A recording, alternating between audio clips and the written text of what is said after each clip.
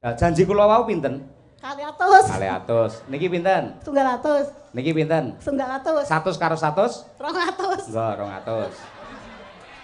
Pak, yo kurang to, Pak. Piye ta Bu, sampean niki tak nut lho. Niki pinten? 100. Niki pinten? 100 karo 100? 200. Lah iya 200. Lah tapi kan setunggal lho, ngoten to. Modele wong wedok iki karo dhuwit ngoyak. Nuwun ibu-ibu sedaya. Nadyan kaya ngapa lan kepiye awake dhewe duwe kegiatan, duwe hajatan apa-apa ki ora bisa pisah karo ibu-ibu. Mula sok-sok batinku ki ora trima yen ana piyai kakung ngarani piyai putri ki kanca wingking. Aku ora trima, Nduk. Iya. Engko pripun babakan konsumsi ini pripun Pak Lurah? Kula mboten ngertos mangke dipun urusi kanca wingking. Niku jane atiku lara. Iya. Apa yen piyai putri ki kudu ka wingking terus apa piye? Ayo. Kan ora. Iya. Malah piyai putri ki menjadi garda terdepan. Mbuh piyai mantu sunatan bersih desa Agustusan. Pokoke wong duwe hajat tanpa ada peran serta emak-emak dan ibu-ibu mesti kabeh padha kaliren. Mila tepuk tangan kagem ibu-ibu sing masak. Iya. Ngono ya. Ngono kuwi sing masak ning mburi gen seneng karo nyodoki kancane iki lho ya mrungokno dalang sing apik ngono kuwi ngelem ndongakne karo sing masak ngono sing apik ya. Lah iya lho yu aku yo gumun. Bojomu saiki saya tuwek nyapa to yu. Alah mbuh ngurang hiburan gumun aku yo ngono kuwi. Aku yo nyawang karo nah ngarepane kok mbangun terus laler-laler. Ya mesti mbangun wong dek ning Taiwan ngerti ora? Nang Taiwan pirang-pirang taun tur ning kono yo ora mau nyambet gawe. Ning kono yo dadi genggek barang. Walah malah ngrasani. Malah ngrasani ujug-ujug mending ngono kuwi. Anggere nek tembung lah iya lho ngene mesti ra nek enteke. Anggere ning arep lawang jam 12 awan petan. Terus iki mbuka permasalahan terus sitoki nyauri lah iya lho yu. Ngene wis ra nek enteke. Ha iya. Monggo pengajian yasinan iki lak nggene wong ibadah. Sok-sok yo nggih ngrasani kok. Enggak. Wis tembung aku apa ora iki aku wis percaya wis wong wedok ngendi wae piyai putri ngene pancen mbok menawa wis kodran lho. Ha iya. Pamane yasinan nggene wong sugih, bar ndonga, bar wiritan, bar tahlilan terus diparingi wujude daharan sego pecel. Diparingi daharan lak kudune matur nuwun. Ya ora nyodok karo kancane. Yeuh, sugih kaya ngene kok sego pecel. Nah, ngono kuwi. Maido. Nyokot peyek mak krus ngono ki nyodok karo kancane. Ye, peyeke kandel silet. Ya. Mulih digawani jajan wujude jadah apa jenang ngono. Ngono ki ya maido meneh karo ngangge sandal ning ngarep lawang nyodok meneh. Iki lho sawangen jadahi lho atose kaya ngene nggih bandem kirik mudyar iki. Ha iya. Wong wedok ngono ki aja nganti dibacut-bacutne Nadyanto ya akeh piyai putri sing watake kaya ngono kuwi. Iya, yen wayut ora ana piyai putri kene iki kabeh do lembah manah. Lembah manah ra kakean rembug. Mbuktine awake dhewe mau sore dikruyuk karo ibu-ibu kabeh do ngersake foto Pak Dalang, foto Pak Dalang. Iya, ora enek sing bayar, Rak. Ra masalah. Ning lek ya bathi mergo ibu-ibu lek foto iki mesti mepet-mepet dalange disuk-suk ngono. Dadi aku iki sikut kuwi mak jendal-jendul iki apa? Lah iya. Bae kena lengene ibu-ibu. Ha iya. Lan liya-liyane. Ha iya. Ngono ya, Mak. Ngono kuwi. Wis intine awake dhewe syukur nderekake warga masyarakat ing wayut kene anggene ngunjukake rasa panuwun marang purbane Gusti Allah Subhanahu wa taala kanthi nganakake bersih desa lan uga mengeti hak UTRI yang ke-79. Iya. Ngresiki desane, ngresiki penggalihe sing ngenggoni ana ing wayut kene ya, Mak. Kaya ngono kuwi. Lan uga nguri-uri lan ngurip-urip karo kabudayan lan uga mengenang jasa-jasane para pahlawan kusuma bangsa sing wis gugur anggone ngorbanake jiwa raga minangka tomboke kamardikan. Iya. Negara yang besar adalah negara yang selalu ya kuwi mengenang dan menghargai jasa-jasa pahlawannya ya, Mak. Pancen kaya ngono kuwi. Mula nggih gugah semangate para warga masyarakat kabeh gandeng iki ana pungkasane sasi Agustus yo ngaturake lelagon sing penuh dengan semangat perjuangan ya kuwi lagu Semangat Juang 45. Engko dibacotake lelagon perjuangan liya-liyane. Ya ngono. diwiwiti saka munggang luwih dhisik engko sirep diaturake orasi budak jembatan dari emas. Di seberang jembatan jalan pecah menjadi dua, satu ke dunia sama rata sama rasa, satu ke dunia sama ratap sama tangis. Kelemahan kita adalah kurang percaya diri sebagai bangsa, sehingga kita menjadi bangsa penjiplak luar negeri dan kurang percaya satu sama lain. Padahal kita asalnya adalah rakyat gotong royong. Jadikan deritaku ini sebagai saksi bahwa kekuasaan seorang presiden pun ada batasnya, karena kekuasaan yang langgeng hanyalah kekuasaan rakyat, dan di atas segala-galanya adalah kekuasaan Tuhan yang Maha Esa. Bangunlah suatu dunia di mana semua bangsa hidup dalam damai dan persaudaraan. Merdeka! Merdeka! 10 9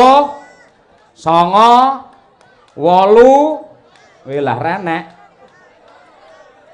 7 ayo salah siji ayo 6 5 enek ora mriki Mbah wah iki teh wah elok tenan ayo ora ketok Mbah mriki Mbah wah jan kok adohan kudunge putih tak kira denden sawah ayo nggih mriki Mbak Uti wah piyai sepuh elok nggih alon-alon Mbak Uti alon-alon nggih nabrak sego pecel ayo mriki Mbak Uti sik ayo wis luar biasa iki nggih aduh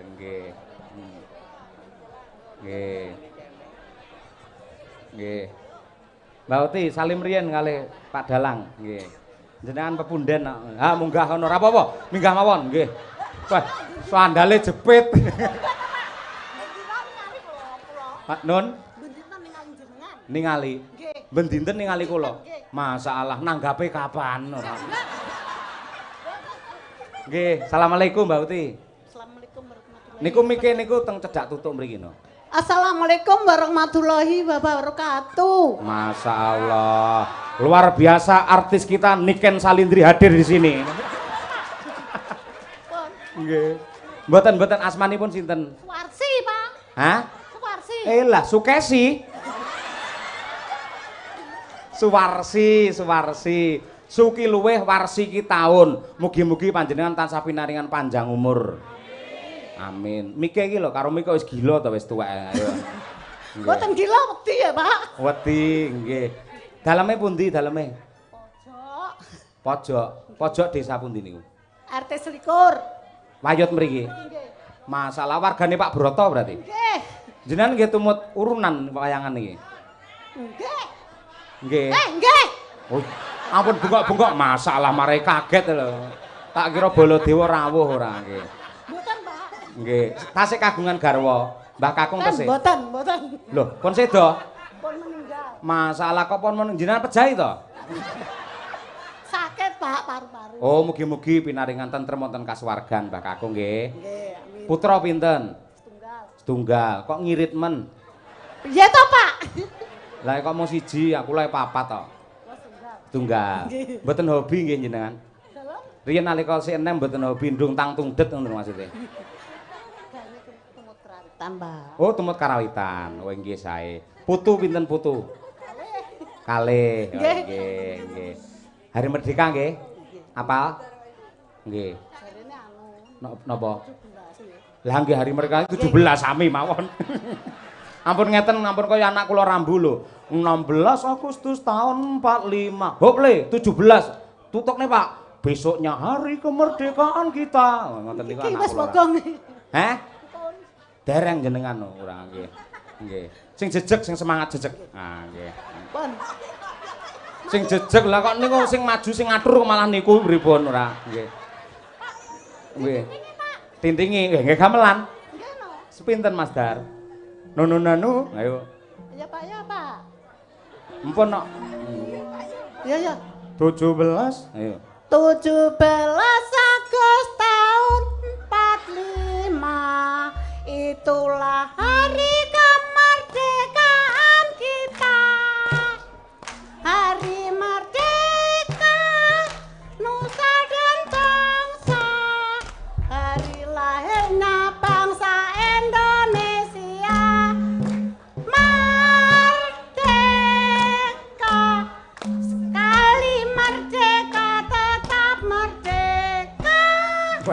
Selamat hayat masih dikandung pada tetap setia membela negara kita. Sia kita Tetap setia membela negara kita. tangan. Sik to kusik to ora. Merdeka. Mike Bu, ayo. Baleni, merdeka. Merdeka. Waduh, kupingku mak peng langsungan ora. Nggih. Jumbo kalian janji kula. Nggih. Jenengan putrane pun mentas. Dereng sampun Pak sekolah kerja teng mriki lho Pak. Pun nyambut damel. Pun. Putune nggih pun nyambut damel. Dereng. Alon ae to Bu, Suwarsi. Wah, aku sik cilik Pak. Dereng nggih. Niki kula caosi 200 mangke kagem napa?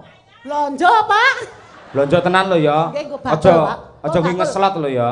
Ngoten nggih. Kok bakul sekolahan SMK mriki lho Pak. Bakul sekolahan. Nggih. Mosok sekolahan didol sampean enek. Oh, marung teng sekolahan mriki. Tekan mriki lho Pak. Nggih, monggo. Modal Pak. Modal janji kula wau pinten? 200. 200. Niki pinten? 100. Niki pinten? 100. 100 karo 100? 200. Enggak, 200. Pak, yo kurang to Pak. Piye ta Bu, sampean iki tak nut lho. Niki pinten? 100. Niki pinten? 100 karo 100? 200. Lah iya 200. Lah tapi kan setunggal lho, ngoten to. Modele wong wedok iki karo dhuwit ngoyak ae. Bojo kula nggih ngoten. Anggere entuk panjer dhek langsung begagah karo panjere gorene kek. Panjang Yuswa. Matur suwun Pak nggih. Kula mang dongakne sehat. Nggih kula sehat Pak nggih bakul. Kok kula sehat? Kula mang dongakne sehat kok kula sehat. Sehat lho. Lho nggih mik. Matur suwun nggih Pak. Nggih, mang dongake pripun? Jenengan seger waras Pak slamet. Amin ya rabbal alamin. Kula niki nggo modal bakul Pak teng sekolahan iki kula. Saestu Pak. Sing takon sapa ora? Bu Arsi matur nuwun nggih. Mbah nuwun sehat selalu panjang yuswa. Nggih. Nggih. Mangke lek Pak Lurah taun ngarep ora wayangan tulung mangamuk mawon nggih. Nggih, nggih. Kudu wayangan nggih, Bu. Wah, jos ngene salaman. Oh, nggih. Atas-atas niku inggil lho, Bu. Wah. Sandale jepit biru pisan. Bisa rukun. Ayo. Atas-atas, Bu, awas, awas, awas. Wah, nggih. Lho. Iki lho sindene kowe ra yo ngeterke apa piye ngono lho, masalah nggih. Nuwun, nggih. Tepuk tangan kagem Bu Suwarsi luar biasa. Nggih, elok panjang yuswa, sehat selalu. Ngapunten Bu Warsi menawi kula gojek keladuk kali panjenengan ngapunten sanget. Ya, ya ngono ya. Ngono kuwi. Slendro 9, Nduk. Ya. Pun. Monggo Bapak, nggih. Bismillahirrahmanirrahim. Assalamualaikum warahmatullahi wabarakatuh. Waalaikumsalam warahmatullahi. Selamat malam, salam sejahtera selalu untuk kita semua. Alhamdulillah wa syukurillah la kaula wa la quwata illa billah. Yang hormati Bapak Camat Jiwan beserta Muspika atau yang mewakili. Juga yang hormati teman-teman kepala desa sekecamatan Jiwan. Juga yang hormati Ketua BPD Desa Wayut beserta anggota. Juga yang hormati Ketua LPMD Desa Wayut beserta anggota. Juga yang hormati Bapak Ketua RT RW Sedesa Wayut. Juga yang hormati Ketua Panitia beserta anggota. Juga yang hormati para tokoh agama, tokoh masyarakat Sedesa Wayut. Juga yang hormati para pemirsa Bapak Ibu sedaya kemawon. Juga yang hormati para pemirsa ingkang live saking streaming. Monggo kula panjenengan sepindah tansah muji syukur dumateng Allah Subhanahu wa taala Tuhan Yang Maha Esa atas segala rahmat dan nikmat-nikmat ingkang diberikan dumateng kula panjenengan sedaya sehingga dalu menika saged sareng-sareng memperingati HUT RI ke-79 lan bersih desa kanthi boten wonten alangan setunggal kenapa kemawon. Amin ya rabbal alamin. Sholawat serta salam monggo kita tansah tujuaken dumateng junjungan kita Nabi Agung Muhammad sallallahu alaihi wasallam ingkang benjing kita nanti sahabatipun ing yaumul kiamah. Amin. Mas Yoyo inggih Bapak. Niki saking cerita niki kan sampun sae nggih dengan wakili. Artinipun napa? Budaya wayang menika kan peninggalan leluhur bangsa Indonesia. Leres. Ingkang universal nggih. Nggih. Kathah petuah-petuahnipun. Lah menika saged gampangipun niru dari sebuah cerita wayang ingkang sampun kathah menika wonten gambaran-gambaran toladan-toladan. Nggih. Dados mula nika kula niki sambutan kula niki namung nyuwun para pamirsa ingkang langsung maupun streaming ikuti mawon cerita alur niku nggih. Saged disimak kanggun ingkang sampun jenengan wakili wau. Artine kan ada petuah-petuah dan niku. Terus lajengipun kula badhe nyuwun gending. Nggih, gending. Ning saderenge gending, Pak. Menika lak kula nembe perdana nglampahaken ganjaran Gondomono dengan sanggit sesuai kalih pamundhut panjenengan. Mila gandeng menika kula sik sinau menawi wonten kirang lan lepatipun kula nyuwun pangapunten. Ewa semanten kok jenengan rena ing penggalih tegesipun kok wayangan kula ini sesuai saking harapan panjenengan nggih nuwun sewu ra ketang sak juta ya tambah ono to, Pak. Boten Pak guyon, tahun ngarep mawon kados ngendikan Ibu Suwarsi wau lho. Nggih, memang kedah guyon nggih. Nah, boten guyon mangke marai napa niku? Ndang tuwa. Ndang tuwa. Nggih. Kan wong niku pun kula niku nggih pun rapat kula critake jenengan. Nggih. PPD kali niku tek kula umpamane dalange betul Pak Cahyo gak teko nggih mboten purun lho, pripun. Mboten purun nggih. Nggih. Nggih. Nggih, alhamdulillah mungkin sampun rezeki kula kae panggih jenengan niku alhamdulillah terus berlangsung ngoten nggih. Nggih, nggih, Pak. Mbah nuwun. Gending pripun Pak Lurah? Gending ciptaanipun almarhum Nartosabdo Dara Muluk. Dara Muluk. Kur nggih. Nggih, nggih. Nggih, siap, nggih. Monggo kur. Kula nggih kali tak ningali krepekan mboten apa. Nggih, nggih. Mangke buka celuk sesarengan. Ayo Dara Muluk, nggih. Rame-rame. Halo, ayo. Nggih. Sarengan kalian Pak Lurah, nggih. Pun panggih catetane Pak Lurah. Sampun. Oh, nggih, nggih.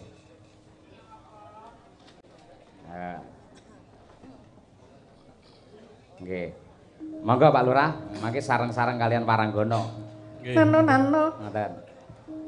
Rame. Nggih. 3 4 Rame. nuwun. Pecelipun sampun medal Mbah Lurah. Lah nggih. Saking kula semanten Nggih. menawi wonten klentune kula nyuwun pangapunten kula akhiri assalamualaikum warahmatullahi wabarakatuh. Waalaikumsalam warahmatullahi wabarakatuh. Nggih. Bu menika titip. Aduh. Nggih. Sun. Nggih, sembah nuwun ora lokak saya kebak, murah rezeki, sehat walafiat, panjang yuswa lan mugi tansah sabar nggih Mbah Lurah. Ya, amin ya rabbal alamin. Tepuk tangan sekali lagi untuk Mbah Lurah Wayut. Pokoke kudu sabar amanah. Temenanan sembah nuwun. Ya, ana nawala, Mak. Tak wacane luwih dhisik. Nggih. Katur dumateng Bapak Kepala Desa Pak Subroto. Nggih.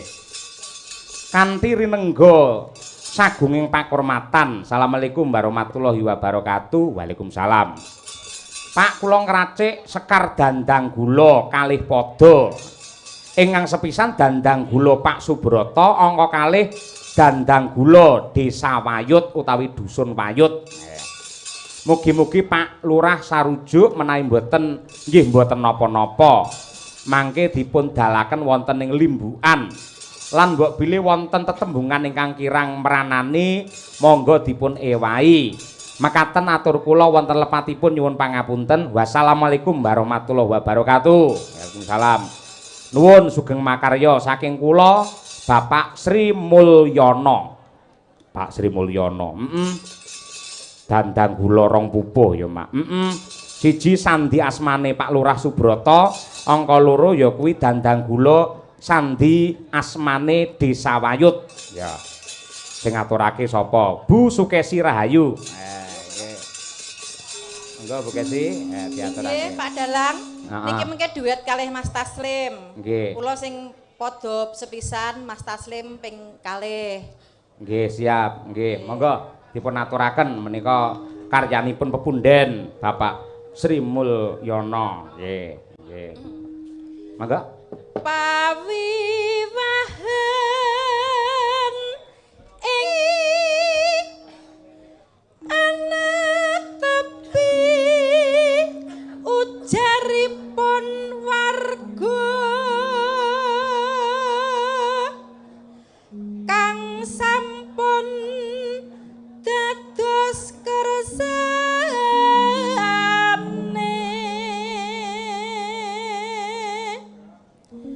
sadaya pun setuju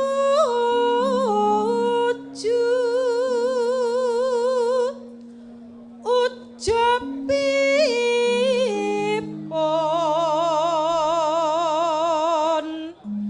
anggayo mukti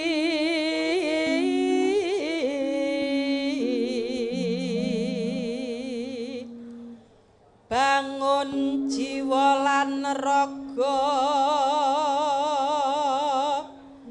rahayu tinamu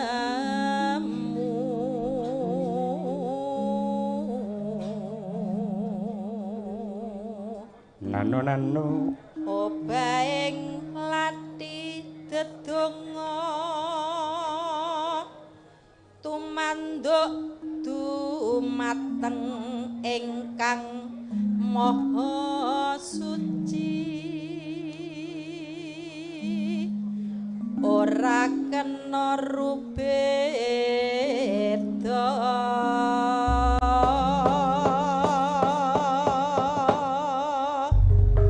matur sembah nuwun. Pupuh ingkang angka kalih nyuwun pambiyantu kalian Mas Taslim ngrengga dumateng dusun utawi Desa Wayut. Monggo Mas Taslim. Dandang kula prawarga puniki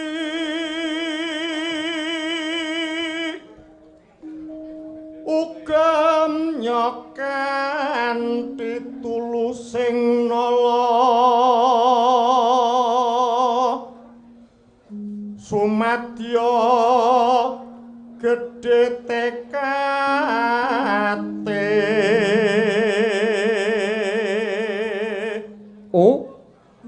ulah tani satu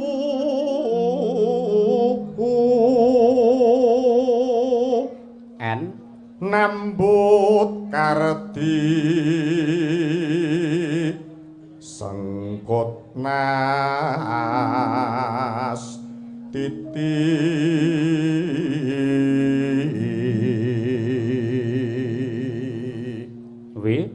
warga rukun sentosa adem ayam estu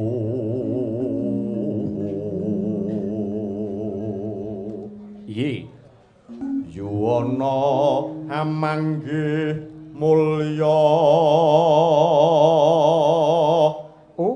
uwal saking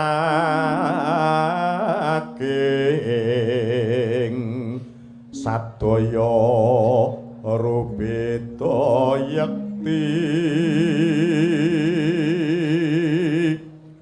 keri dhewe te tumunten nemu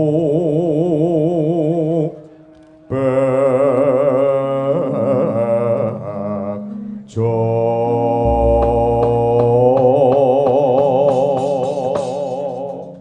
matur sembah nuwun. Sampun lumadi ya Mak karyanipun Bapak Sri Mulyana Dandang Gula kalih pupuh. Nyatane ya jos temenanan, sastrane apik, guru wilangan, guru gatra, sukon wulane ya top. Ya elok. Bacone apa, Nduk? Iki sisan gawe pamundhut saka alap-alap hitam menyala. Ngersakake gethuk. Wayah, ya diaturake gethuk. Monggo to saking kendhang kemawon gethuk ingkang nyekar mangke solis utawi tunggal rumiyin Mbak Tri Hastuti Retnawati men jumeneng. Ya, monggo gethuk dados. Luar biasa iki. Walaupun iki tembang lawas ning digarap karo kanca-kanca ditembangi karo Mbak Tutik. Wah, dan welok tenan. Jos Mbak Tutik, penampilan Anda malam ini luar biasa. Ayo. Demi Pak Broto. Demi Pak Lurah. Wah, kenal karo Pak Lurah sampean? Enggak, saya kan anu tos, Pak Lurah itu kan kalih sinden enek job terus dijawab ngoten niku lho. Nggih. Dadi pamane jenengan pas longgar ngoten iki langsung diparingi job. Lah sampean pas selo ngoten Pak Lurah langsung nyeseli ngoten nggih. Kandhane Pak Lurah itu membuat saya senang. Oh, ngono. Nggih. Didongakne nek ngono Pak Lurah. Ayo. Nggih, Pak Lurah, Pak Broto, dangu mboten pinanggih. Mugi-mugi panjenengan panjang yuswa. Kathah rezekinipun. Mboten napa kelong ning malah tambah kuwatah melimpah-limpah ruang nggih Pak nggih. Jeneng nanggep kula melih nggih Pak. Alah. Apa mandi dongamu titik ora? Mandi len. Mandi ya. Mandi. Masyarakate didongakne. Ayo. Nggih kagem warga sedaya sing nonton wonten dalu menika. Mirsani. Mirsani wayang kulit Ki Dalang Cahya Kuntadi wonten mriki kula dongake jenengan kathah rezekinipun. Amin. Jenengan tansah sehat. Jeng tahun depan jenengan saged nanggap wayang melih dalange niki melih nggih Pak nggih. Mboten sah ganti. Nggih. Nek ganti mungkin ndak bencana melanda. Waduh, aja meden-medeni to, Tik. Ora. Nggih napa niku nggih rugi to Pak nek bencana melanda niku kan rugi piro to Dalang Cahya Kuntadi niku kan terjangkau. Oh iya. Oh ya murah meriah ya, Tik ya. Bisa diangsur. Ayo ngono ya. Terima kasih, Tik. Terima kasih. Luar biasa. Wah, menyala tenan Tutik bengi iki. Wingi bengi jane ora semangat ngono kuwi lho. Bengi iki bareng ngene Pak Lurah Broto kok semangat iki ngopo Tutik iki? Ayo. Sepanjang ya langganan kok ngene iki ya. Matur suwun. Sembah nuwun nggih. Ugi wonten ing ngersakaken menika Caping Gunung. Saking penggemar berat Ki Dalang Cahya Kuntadi. Ayo. Yo, Mbak Winong Nawangsih jumeneng Mbak Winong dikurmati ngangge lagu Kasih Medion. Oh iya, Medion Jakarta janji rukun tetep merdeka. Wah iya. Kula suwun Bapak Ibu mangke nembang sesarengan, ingkang kersa nembang sesarengan kula dongaaken panjang yuswanipun murah rezekinipun. Nggih. Monggo nembang bareng nggih Pak, Bu. Ayo. Monggo sok dipun aturaken supatipun. Yo.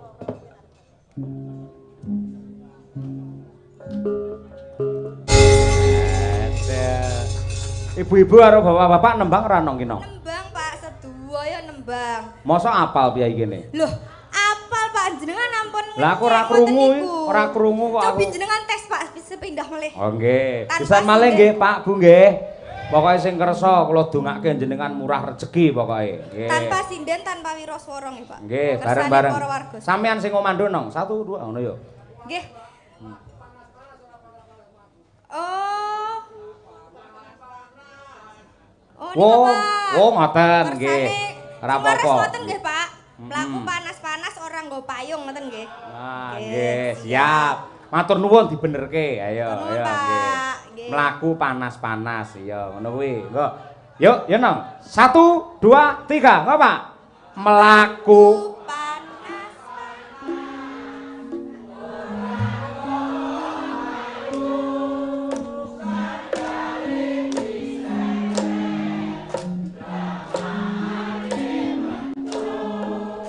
Surabaya. Seru ngene iki. Seru, Pak. Madiun.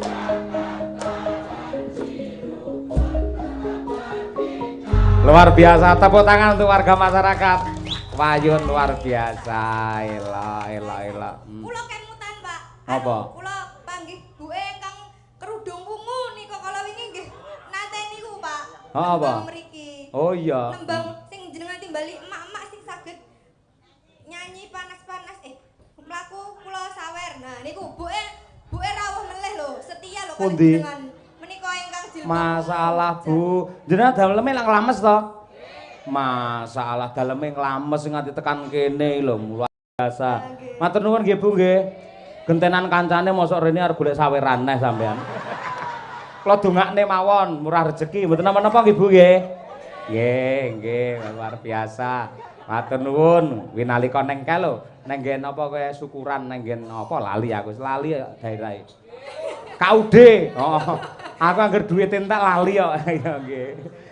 Terima kasih Bu, saka penggemar awake dhewe. Ayo coba kaya apa. Nana. Ya nang.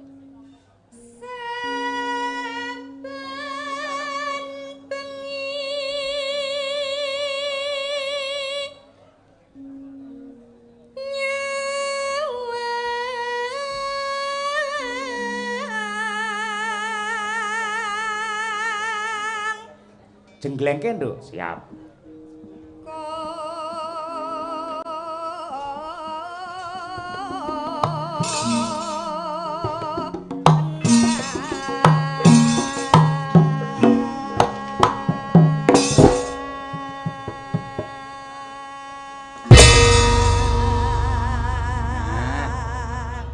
Ngono lak semangat ya, jan dasare ya gamelane ya jotos-jotos, sound sisteme ya kepenak, sing nembang ya suarane alus, wonge ya ayu.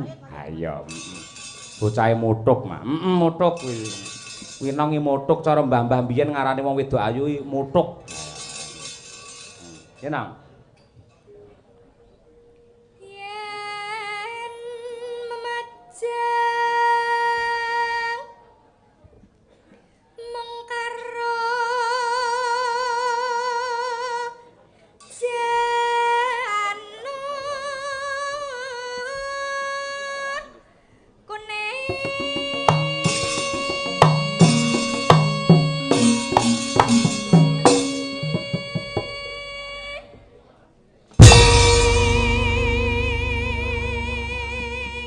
Jos tenane. Ayo. Oke. Lanjut.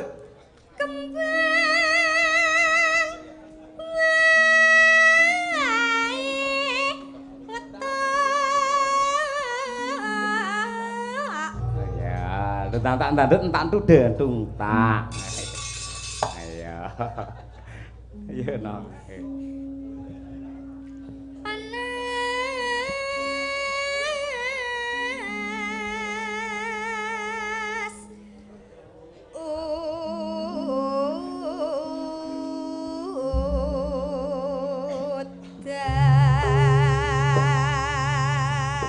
Oh, ayo parian, ayo timbang lamun Mbak Lia, yo parian, ayo ngrenggo desa mayut, ayo coba. Nanu. Semaput. Waduh, urung madang apa yang pecel wis metu semaput iki lho, ora. Ayo. Ning pinggir sumur. Pinggir sumur. Terus Warga Wahyut. Heeh. Mugi tambah makmur. Allahumma amin. Enggak Bapak Ibu ling ngamini ngangge lagu, ngangge seni no. Ayo, wong nembang mau apik kaya ngono. Dadi Allahumma amin. Enggak. 1 2 3.